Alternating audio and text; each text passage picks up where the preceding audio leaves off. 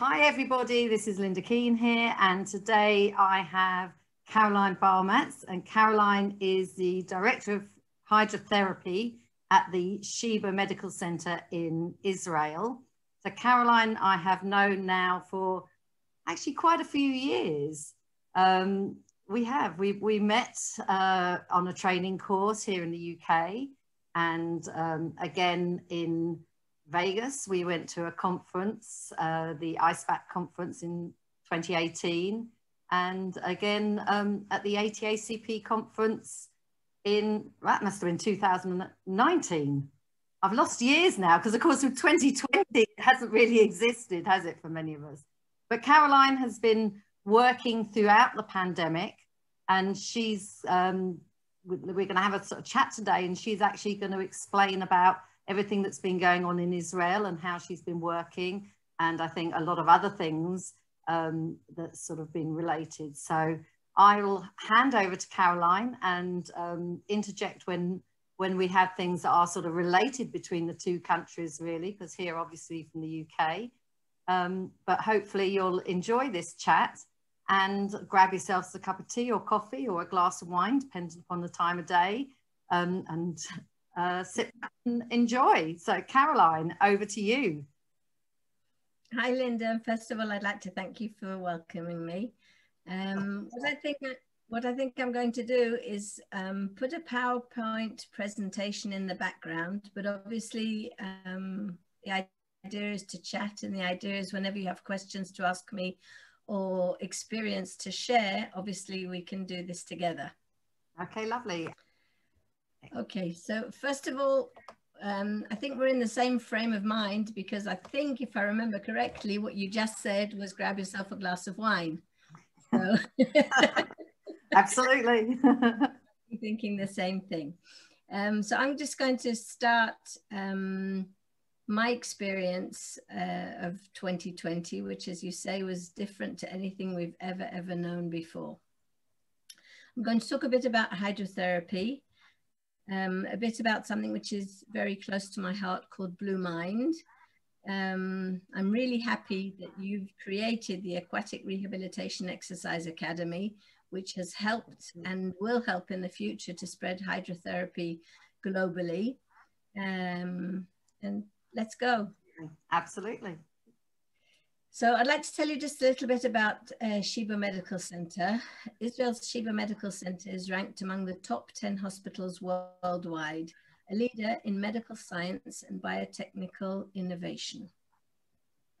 Affiliated with Tel Aviv University, the Israeli hospital includes centers for nearly all medical divisions and specialties, and serves over 1 million patients per year. More than 25% of all Israel medical clinical research takes place as its state-of-the-art facilities. And as a hospital, it works with nearly every Israeli medical institute to educate students and advance the future of the medical profession. As a department, we're a department within a hospital. We have 25 hydrotherapists who are non-physiotherapy professionals who've studied hydrotherapy as their profession. Together with us, we have physical therapists who specialize either in special education. We have 5 nursery schools on campus, on the hospital campus. We have pediatric physiotherapists who come from the pediatric rehabilitation wards. We have a dietitian who uses water therapy, which is the psychological side, nearer to Watsu, if you're aware of that. Yeah. And we have aquatical physical therapists who are working from all the different departments: orthopedic, neurological, spinal cord injuries. And we also have an occupational therapist doing hydrotherapy who comes with a psychiatric background. Together with us, obviously, we have our admin, which we need. And before COVID, we did around 27,000 hydrotherapy treatments per year. Wow. We actually had a chat with Hillary last week, so she was very interesting. She's the lady who teaches the Watsu here in the UK. So we've had a chat with. Yes, I've actually met her, and I did a course in the UK with her several years ago. Yeah, lovely lady. Okay, sorry, we carry on, Caroline. Okay. What I'd like you to do is just have a look at these pictures. I'm going to show you a few pictures, and what I'd like you to do is have a look what colors sort of come to your eye, what attracts you, and what goes through your mind when you actually look at these pictures. So we'll start at this picture in Thailand. Beautiful. Go on to a beautiful, beautiful pool that there is in the Grand Resort in Bhadragas in Switzerland. Move on to somewhere in Mauritius, which again, I think makes us feel very, very, makes me feel that I want a holiday, I think. I'd like to get away somewhere. And obviously the last one is this, which I hope you recognize. I do, that was Iceland. I too have been in Iceland. They also have wonderful, wonderful baby therapy there. Yeah. Yeah, that was amazing. That was the Blue Lagoon, of course. Right. So I think I'll introduce you to my colleague, Dr. Wallace J. Nichols. But one of the things that he says is that travel is a kind of medicine. And I think from just looking at those pictures, and I think all of us this year have missed traveling. If it's traveling for vacation or traveling to meet up at conferences, we've all missed traveling around the world. But maybe that's what Zooms helps us to meet up. Yeah, yeah, absolutely. So people don't notice whether it's winter or summer when they're happy. And one of the things that I see in Israel is if I go even on a winter day to the beach, you see hundreds of windsurfers sitting in the water. And they sit there and they bob up and down. It can be freezing cold. And all they actually do is wait for the next wave to go and ride the waves. And this obviously gives them some kind of whoosh, of amazing feeling. And when they've come back to the shore, what they seem to do is go back out again into the sea and wait for the next wave. So is it a wave of adrenaline? Does something happen to their mind while they're doing that? And how's the water affecting us? Together, we know that people with physical, cognitive, and emotional issues have fun. Oh, that's a beautiful picture. Beautiful picture. Yeah.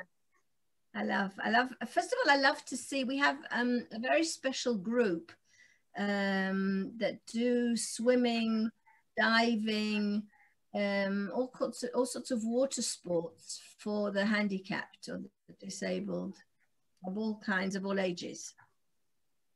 So I'd like to introduce you to Dr. Wallace J. Nichols, otherwise known as Jay. He's a colleague and also a friend who I've met through conferences over the years.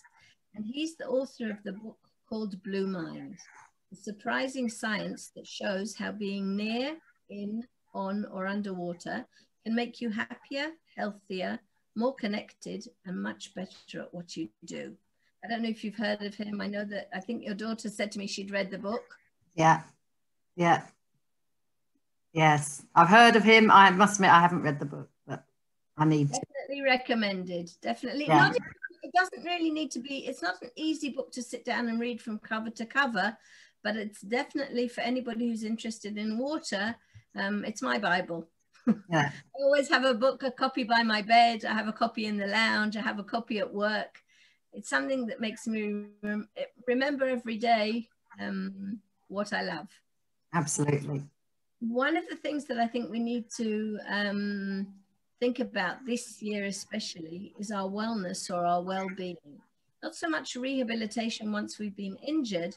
And one of the groups that Jay has is a Blue Mind Wellness Group. And I think by just looking at the picture again, it's again got these blue colors, green colors, and things that make us feel calm, feel happier, rather than the things that sometimes make us much more anxious or annoyed. So then we're going to cover something that we spoke about blue mind, but then let's start with red mind. We've had a lot of red mind this year. We've been inundated by Zoom meetings, by computers, by telephones, and all this, as you can see, the red mind is the red stressed mind versus the blue mind, which is much, much calmer. At weekends, we've been lucky, some of us, to get out and find something called Green Mind. It's forest therapy. A lot more people are aware of going out into the garden. I even saw a program yesterday talking about plants indoors, and a lot of people have been adding more and more plants into their house, almost making an indoor garden for people who obviously can't go outside due to lockdown. Haven't been able to go out into the green. Yeah, I've got lots of plants in the room that I work in, which is like my conservatory, and yeah, it is very calming. And I look into my garden, so I understand that very well. This year we've had something though called Grey Mind, and Grey Mind is something, if we all think about it, when people have asked us this year, how are you? We've said fine. And if you look into this picture, I think it describes exactly how many of us maybe have felt: confused, broken, betrayed, useless, anxious, more and more and more things as the change that we've gone through in this year globally. 2020 has been a strange year for all of us. I think we've seen grief, we've seen death, and I personally have to say I've suffered a lot of loss. I lost my brother at the age of 58.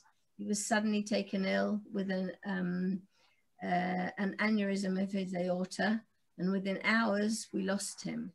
We've lost patients. This patient said goodbye to us on a Tuesday, and Thursday night I got notified that he was diagnosed with corona, and it makes me have goose pimples almost looking at the picture now. Unfortunately, he passed away from corona. And the other man is a very special man, Lord Jonathan Sachs, who was the chief rabbi in England and a very well-renowned person who also, unfortunately, not due to COVID, but lost his life this year. So I'm going to leave the black. I don't like this black. It's been sad. Take this down. It's heavy and uncomfortable. And I want to come back to the fact that blue mind, humans are drawn to the blue color. And we know that the brain processes what we hear, see, and feel. Neural networks shaped by our interaction with our environment from the time we are born until the end of life. So for us, water is medicine. And if you look at that blue marble, we know that what we have to do is prescribe the right prescription. How many times do we need water? How many times a week? And for how long? We also know that for our bodies and for our mind, there's something called a blue Sibo effect. We've heard of a placebo, but we have a blue Sibo, which is a remarkable phenomenon in which a treatment utilizing an inactive substance, like a lake, a river, an ocean, a pool, or a tub, can sometimes improve a patient's condition, simply because the person has the expectation that it will be helpful. Expectation plays a potent role. The more a person believes that they're going to benefit from an aquatic treatment, the more likely it is they will experience a benefit. So we know that doing aqua aerobics or being active in a pool or even just being in a pool has many, many health and wellness benefits. We know that people have to have a reason just to stand up. And there's a story about people in an old age home who, while they were sitting there and spend most of their life sitting, when they took them out on just an outing, they sat this lady by the sea, and all of a sudden she stood up. Somebody asked her, how come you're standing up now? And she said, now I've got a reason to stand up. So the pool on the right is our pool at Sheba, and we have many, many reasons to make people stand up. We know that there's a health and well-being benefits of swimming. And I must admit, I'm not a swimmer. I actually come from the health medical side of water rather than swimming. But I am aware of the fact that definitely swimming improves the mental state of mind. Swimming reduces heart disease. It can be especially good for children with asthma. Adults with diabetes can definitely find an advantage to swimming as an exercise. Physical exercise improves weight loss and can prevent osteoporosis. So basically what I'm prescribing is blue mind therapy. I want people to think, what's your water? What's your water story? What makes you feel good when you're around water? Could even be a shower or a long warm bath when you come home cold, or going to your local swimming pool, or as we know it, having therapy. And what we need to do is find our water and become water warriors. And people who now, I think, especially in 2020, we've really become water warriors, making sure we want our pools open. We want to be allowed to give hydrotherapy. So we want to use water to wake up people who are sleeping through life. I love that sentence. Yeah. And we know that oxytocin gives a wave of oxytocin, increasing trust and boosting confidence. We know that dopamine can play a role in how we feel pleasure. And it's a big part of our unique human ability to think and plan. It helps us to strive and focus and find things interesting. And I think that wave of oxytocin and wave of dopamine is exactly what those young men who were at the sea were feeling. And that was what was happening in their mind when they were actually windsurfing. We know that also endorphins are chemicals produced by the body to relieve stress and pain. And they work similarly to a class of drugs called opioids. So add a new chapter to your life. And as they know that music can affect the brain, we know that water can affect the brain. Absolutely. So now I'm going to go back to March, terrible March, the beginning of 2020. I came to work normally, and I suddenly found many people, change was happening. Everything changed around me. We had new staff regulations being sent to us on our Redmine computer. By the minute, by the hour, things were changing. We also had patient regulations saying nobody can come and visit patients in hospital. Patients under the age of 70 only allowed, and all sorts of different regulations, as I'm sure you're all very familiar with now. We were told that we were essential workers, and our main thing that we had to think of was how to prevent the spread of COVID-19. So the first thing we knew, the hospital was getting organized actually to treat all the corona patients. We had to think, how do we change, or what do we change to make our pool work under this new situation?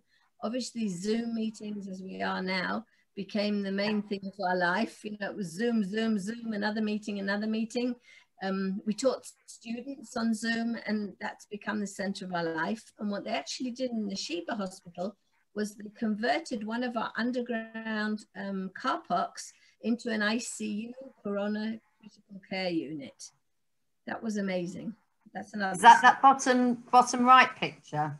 That bottom right picture was until a few days before then a car park. It was one of the -1 car parks in the maternity ward. And what they did, they within 48 hours, it was transferred into an ICU unit, because obviously we wanted it to be prepared. The hospital wanted to be prepared to be able to resuscitate any patients that were in need of it. Amazing. So the main thing that I saw in the hospital was empty corridors. And the main thing that went through my mind was that our rehabilitation hospital is on the main hospital campus. And I thought that all these patients who were still in rehabilitation, who are now not allowed to go home, limited to the amount of visitors they would see, I said, these are non-corona patients needing rehabilitation. We also have in our rehabilitation many wards. So we're talking about hundreds of patients, together with hundreds of members of staff, together with their carers, who are also, each patient was allowed a carer to stay in the hospital with them. So my immediate reaction was, my pool is open. It'll be open even 24/7 if that's what we need. So the first things that we did were to look at the pool, and the first thing I did was to put lanes across the big pool to separate the area into like a third of shallow water. The second third was like medium depth water. And the third nearest us was actually a third of deep water. And then into each separate area of the pool, we defined how many people could be in each area at the same time, according obviously to the pool size. And luckily, together with that pool next to it, we have another pool, the smaller pool, which is designed slightly differently. But again, I'll talk a bit more about what went on there. So Sheba actually became the global model for how you could continue hydrotherapy alongside the coronavirus, preventing obviously any kind of contamination, maintaining social distancing. And obviously we didn't change anything to do with our chlorination or anything of the pool chemistry. We did open the windows and doors, which normally we'd keep shut so people wouldn't be cold, but now we kept them open for more ventilation. So we had quadriplegics who normally would have one-on-one treatment, beginning to work sometimes individually. So there's this lady who we can see over here, who normally she's an incomplete quadriplegic, a lady who was she was involved in a car accident. She's a chronic patient. It's many, many years since she was injured. And she now knows how to do her own activities in water, which meant that when the pool was almost empty, we literally started with only one patient in the pool, slowly increasing the number of patients who were in the pool. The patient who's down here is actually an inpatient who jumped into a swimming pool and had a cervical spine injury, and he's just learning to swim. So he's swimming prone with a snorkel, and he actually does have a therapist by the side of him. On the top middle picture, you can see a physiotherapist who normally one of the things that we do is hands-on therapy, standing very close to the patient. And I think one of the things that I had to tell people was please, please keep your distance. This was still in March, so we didn't have any personal protection. We weren't using masks yet, but we did start having one-on-one treatments, keeping our distance. On the right picture, the picture on the right, you can see the door slightly open, and you can see one of our therapists actually educating staff where there's a man standing in the pool in deep water. But again, whereas before I'd encourage all my therapists to be in the water with their patients, now I was asking them to please try as much as they could to keep their distance, sit poolside and educate the patients.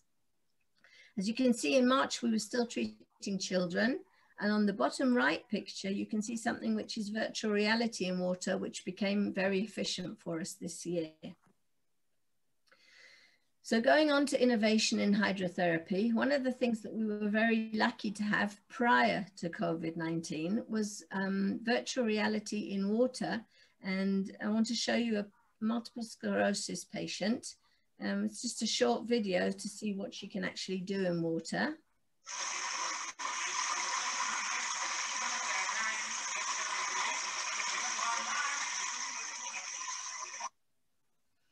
Okay, so this allowed our therapist to be sitting out of the pool. The patient, because she's unstable, is actually holding onto the pool side, but by playing a game in water, what she can actually do is move her limbs, challenge her balance. And what's even nicer is that on the top part of the computer there, we have a screen where obviously every progression or everything that she does and every patient can be registered, which allows us much more evidence-based medicine, which is one of the things that I think is lacking in hydrotherapy, to prove that what we actually do is credible and can be measured. We then had a second patient who he was actually the first outpatient that I was allowed to treat in April 2020. He's one of our chief physicians. He's a heart transplant surgeon who suffered from osteoarthritis in his knee. And due to the intense time in the hospital, I think, making him walk more, stand more, he got to the stage where he found it really difficult to walk, and he started using a cane. And then he was referred for hydrotherapy. I got special permission to allow me to treat him. And we were trying to prevent or delay him having to undergo surgery. So we can have a quick look at what he did in the pool. He was obviously much better physically than the other lady. Whoops, sorry.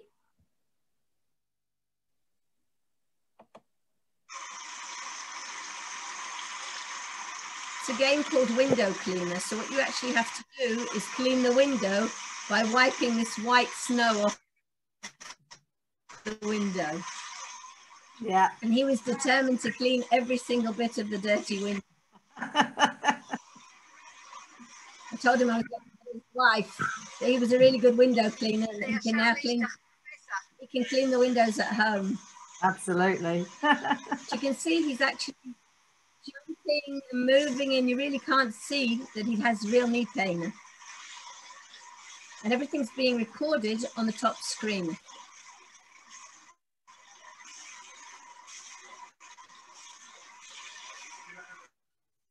Brilliant. This is already in April, so you can see that the therapist has a surgical mask, as do our patients in the water as well. Do you wear, in the surgical mask, do you wear the sort of the papery ones, or is there any sort of specific type that you recommend for being in the pool, or just the normal? We use the normal surgical mask, and we're supplied them by the hospital. We advise to change the surgical mask twice a day, and obviously they're not to get wet in the water. If they get wet, they're of no use. But the thing that I saw was that most of our hydrotherapy is done. Not so much, because most of them, if people are doing walking exercises or standing up exercises in the pool, their head is out of water. Yeah. What we've used as well is the transparent visor. Yes. So we definitely do use surgical masks in the water. When people want to swim, they obviously take them off, and we've given them places obviously to keep them on poolside. And we advise patients to bring 2 surgical masks with them so that we don't have to provide them. If they don't bring them, then we have enough to supply to them. Okay. So the next thing that we had was patients who were really, really happy. And I think we got the most thank you letters this year, and they really, really showed their gratitude.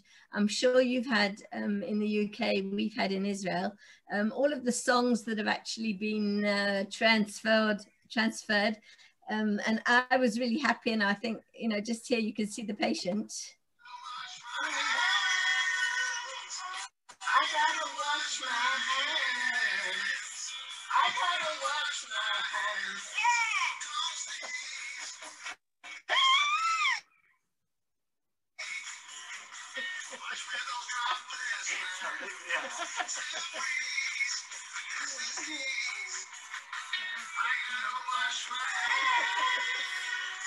gotta wash my hands.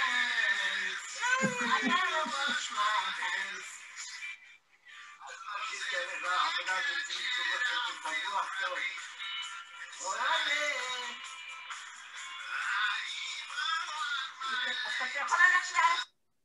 Got some nice rotation. What we saw was patients happy. Yeah. Yeah, but well, what happened actually to that man, I mean, his wife took the video, but we actually took him in the pool singing and dancing. We actually took our patients from the pool back to their wards. So when he left the pool, he was walking along, singing and dancing all the way back to through the corridors back to his ward. Excellent. Hang on one second. I want to get rid of this piece of black that's in the way. So we went from something that I called the sprint, that we had to very quickly change everything that was going on in the pool, to something more like a marathon. And the marathon meant that we went from 1 single patient in the pool back up to 100 treatments per day, which was quite a lot. Obviously, taking into consideration, we had a lot of information collected and being given to us daily by the management of the hospital. We had protection, all the PPE protection, which was surgical masks and, as you can see, the protective visors for patients and for therapists. And I became the police, or the person who went around telling everybody, you're not wearing your mask properly, you know, pull it up, put it on, keep distance, be careful, because obviously we were petrified. We really, really didn't want anybody to get the coronavirus from being in a pool. And if I decided to stay open, I had to be very, very careful to prove that what I decided to do was right. Yeah. So we're living now with two things. We've got Corona, I guess, that's staying, and all the Corona adverts. If you look, a lot of adverts for beers are put on the background of a sea, which is, I suppose, associated with holiday vacations. So we have together, we have Blue Mind and we have Corona. And if you're working on something that's exciting, that you really care about, nobody has to push you. The vision pulls you. And I think that's something that you and I, definitely our vision, we share. Absolutely. So my conclusions of hydrotherapy services that remained open during the pandemic. First of all, I was very, very busy to begin with in March, doing rather than writing. And somebody who really, really pushed me was Sophie Haywood, who's a physiotherapist from Australia. And we decided to do an interview at the beginning of this situation. It was around April or May. And she said to me, from this interview, we've got to have something written down that we can use globally. So you can find online on the WCPT, which is the World Confederation of Physical Therapy, under the IOAPT, which is the International Organization of Aquatic Physical Therapists, an intensive and interesting time, which were reflections from the Sheba Medical Center, the hydrotherapy service in the time of COVID-19. And since then, we've obviously participated in many conferences online, globally, including Chile, Brazil, China. Like I'm speaking to you now, we've tried to share our knowledge globally. And I think that's one of the most important things for all of us this year, is to share our experience, see what things we have in common, and see how we can look ahead and see what we're going to do in 2021. We had no contamination from being in a pool. That's something which I'm very happy to be able to say. Nobody contracted the coronavirus by being in the pool. We did have that one patient who I said actually died, but he'd been in the pool 2 days before he was actually hospitalized. We had a couple of warnings saying so-and-so patient who came as a daycare patient has now been corona positive. So please, please, everybody had to be checked. And we had, we still have to today, proceedings that we have to undergo if anybody's found corona positive. Basically, I think the staff have to be very committed to work, and most of us are still, we're now in our third lockdown, but most of us go from home to work. Patients are also advised that if they don't feel very well, or if anything is unusual or something, please refrain from coming to your therapy. Yeah. So now we're actually looking at the post-acute rehabilitation of COVID-19 patients. And we know that patients recovering from COVID-19 suffer from an acquired weakness, gait disturbances, and other symptoms, including shortness of breath. So we've actually started taking patients into the pool. Some of the patients are still on oxygen. I've had patients coming to me with this transferable, the oxygen. Yeah. And they said, how do I put it in the water? So we're really, really trying to think now, what's the best possible way to treat these patients? But a lot of them are now off their oxygen, and they can now do just ordinary aquatics that we know, walking exercises, breathing exercises in water. And we know that the water is an excellent place to improve our condition. We're still using the virtual reality. This is another game called the Game Sorter, where this is actually one of our physiotherapists who's standing in water. You can see that we can change or challenge the patient by adding resistance to that yellow noodle that he's treading on. So that makes him have asymmetry between the leg that's using the noodle to the leg that's actually standing on the ground. And then what you actually have to do is move the balls. When the red ball or the green balls come, you have to push them into the green. And when the yellow balls come, you push them into the yellow. Yellow to yellow, green to green. Excellent. Yeah. We're also adding this year an underwater treadmill, or hopefully we'll have 2 underwater treadmills with adjustable floors in a new pool that's being built this year, which also allows us as therapists to slightly stand slightly back and keep our distance from our patients. But I think also one of the important things is that we can study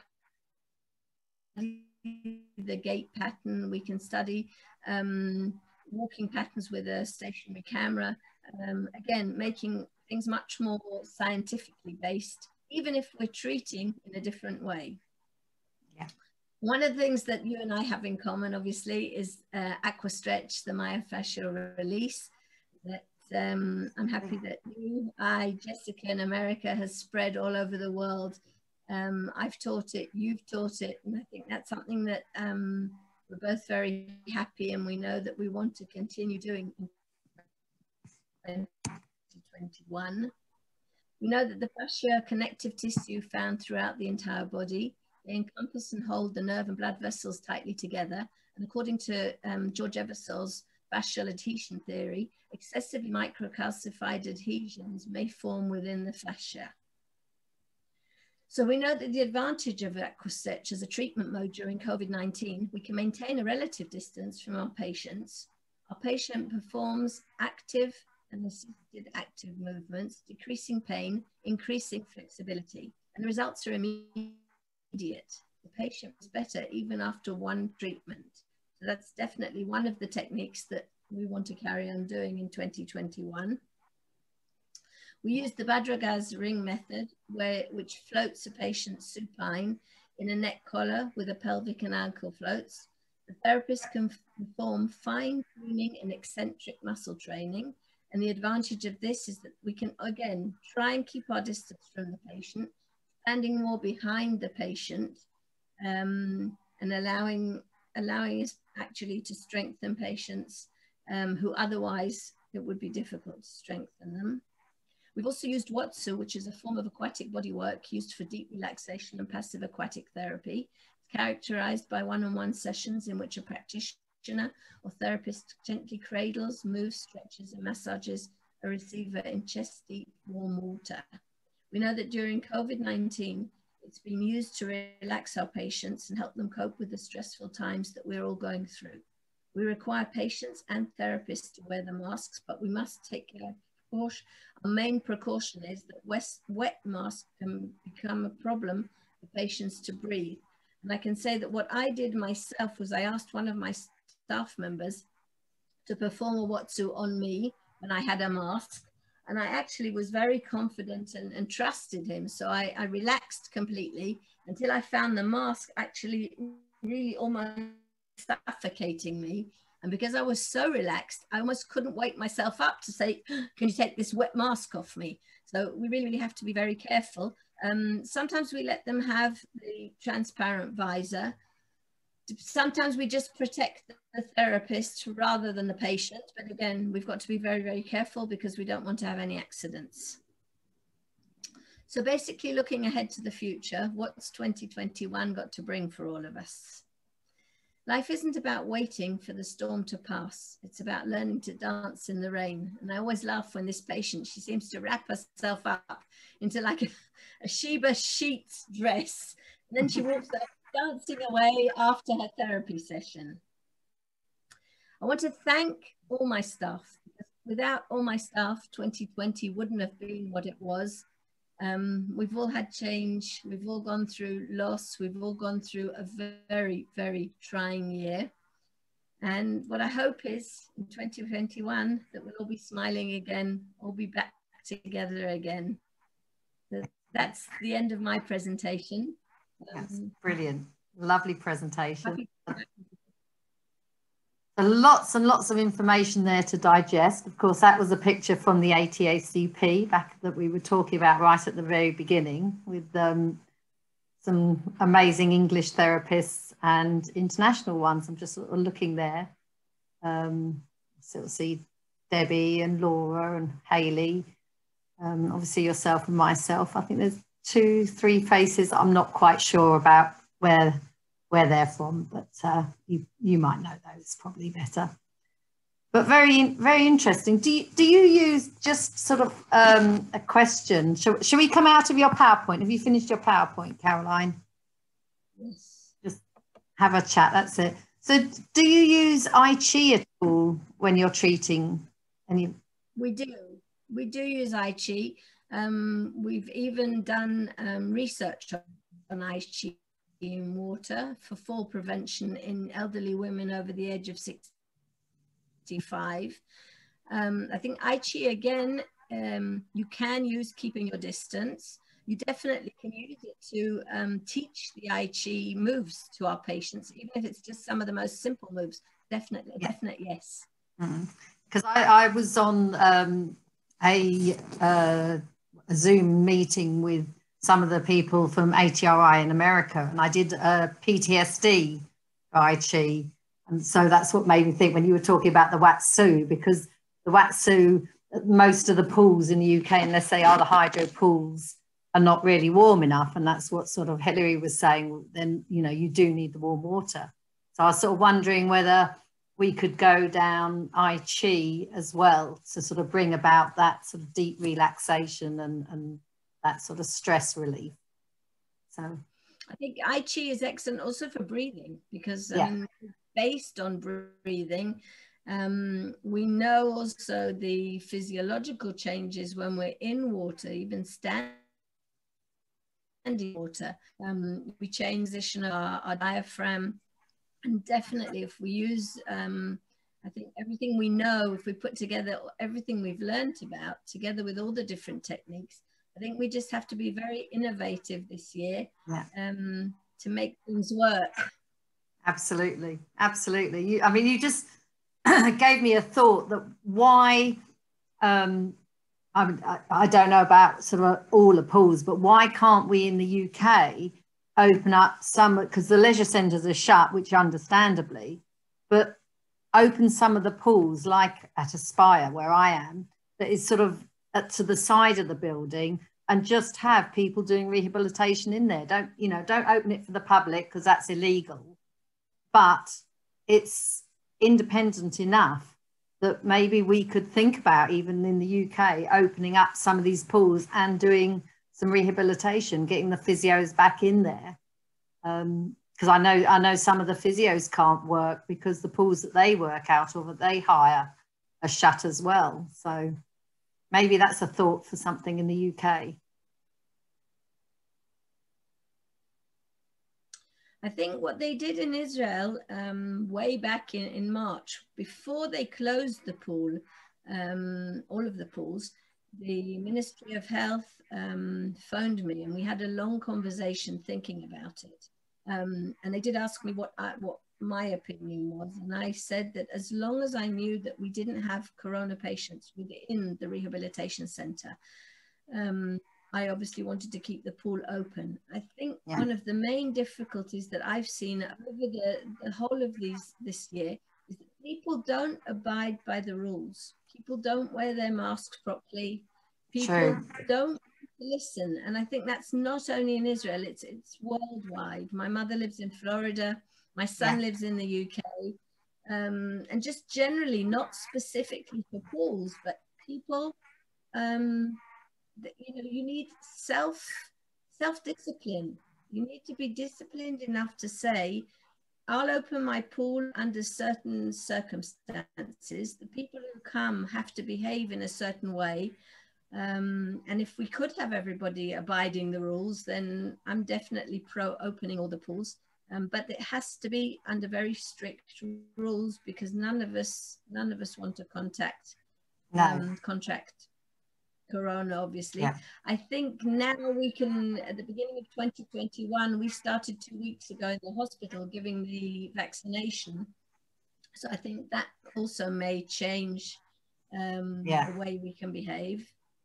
But again, I'm looking forward to 2021. definitely keeping under the same strict rules. And even though it's difficult, it's for staff, Yeah. it's for patients. We all have to, you know, number one is to be healthy. Absolutely. And as you say, not be complacent, because, you know, you see people walking down the street and they're wearing their masks sort of down here somewhere, not sort of fully covering. So, yeah, you know, that it won't get me attitude that so many people have. So our Ministry of Health actually made us have a letter, not made us, but, you know, it was a requirement, a requisition that the management of the hospital had to apply to the Ministry of Health to enable us to keep the pool open. It wasn't just whoever decided opens the pool. So obviously it has to be done correctly, legally, but I think, you know, we've had, looking on general life, you know, what is allowed to be open, what isn't allowed to be open. It's been very confusing for all of us. Absolutely. Absolutely. Yeah. The rules are... Is your pool working now or not? Is it open?